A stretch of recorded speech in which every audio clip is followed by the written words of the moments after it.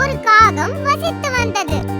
அதற்கும் பக்கத்தில் உள்ள ஒரு மரத்தில் ஒரு அன்னப்பட்சியும் வசித்தது.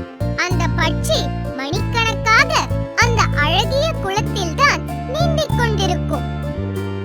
காகத்திற்கு எப்போதுமே தன் நிறத்தை நினைத்து வருத்தமாக இருந்தது. அன்னப்பட்சியின் அழகை பார்க்கும்போது அவனுக்கு பொறாமையாக இருந்தது. ஒரு நாள் அன்னப்பட்சியின் அழகை நினைத்து வியந்து கொண்டு எனக்கும் இது போல் அழகு வேண்டும் என்று ஆசைப்பட்டது. இந்த அன்னப்பறவைக்கு மட்டும் எப்படி இவ்வளவு அழகும் வெள்ளை நிறமும் உள்ளது என்று காகம் அதிசயப்பட்டது.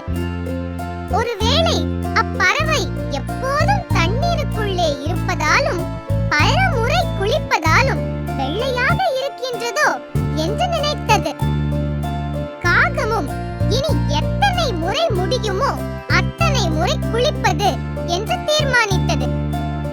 அப்படி செய்தால் தானும் அழகாக வெள்ளையாக மாறலாம் என்று நம்பியது. அந்த நம்பிக்கையில் ஒரு அழகனாக மாறும் தன் பயிற்சிகளை காகம் துவங்கியது. காகத்திற்கு என்ன நடக்கப் போகிறது என்று தெரிந்து கொள்ள அன்னப்பறவையும் மற்ற பறவைகளும் ஆவலுடன் காத்திருந்தன. பலமுறை குளித்த பின்னரும் காகத்தின் தோற்றத்தில் ஒரு மாற்றமும் ஏற்படவில்லை. இருந்தும் காகம் தன் முயற்சியை கைவிட தயாராக இல்லை. ஒரு நாளில் காகம் பல முறை குளித்தது.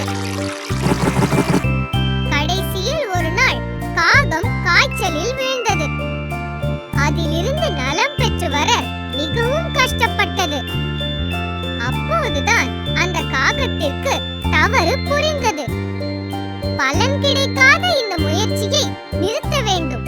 நான் எப்படி இருக்கின்றேனோ அப்படி இருக்க பழகி சந்தோஷப்பட வேண்டும் என்று தனக்குள் சொல்லிக் கொண்டது.